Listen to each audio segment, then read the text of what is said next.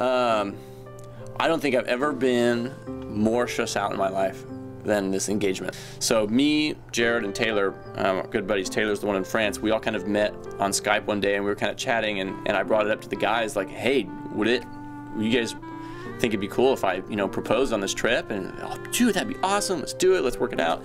So we went into this huge, elaborate plan of how we're going to, one, keep it from Beck, and two, execute and make this flawless, right?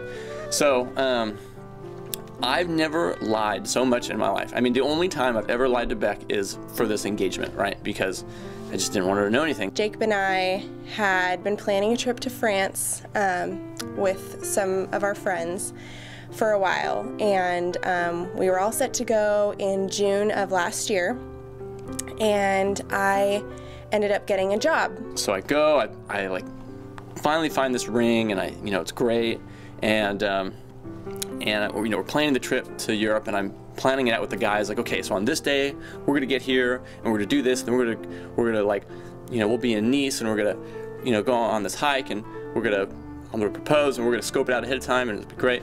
And then a couple weeks before the trip, she gets a call, and she gets this job that she's been praying for and going to school for and everything. It's this total God moment. So obviously she takes the job, and of course, she has no vacation time. So they originally told her, yeah, you can't go.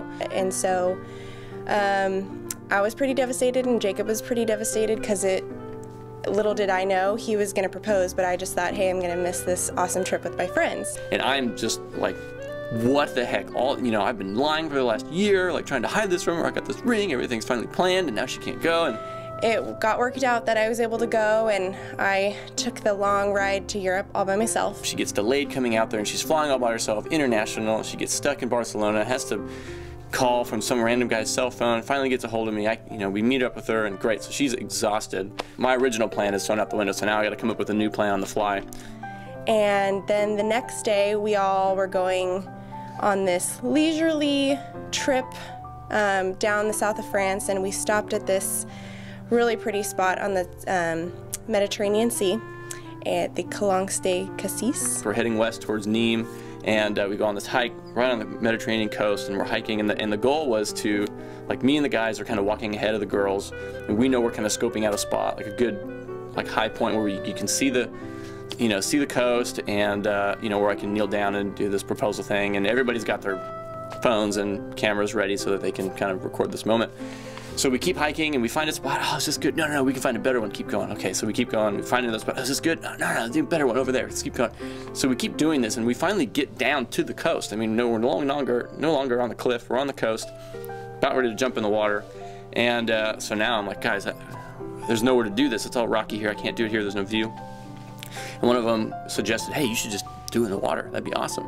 Everyone was kind of changing to their bathing suits because we were going to jump in the water, and Jacob jumped in, and he was like, oh yeah, come in. It's freezing cold.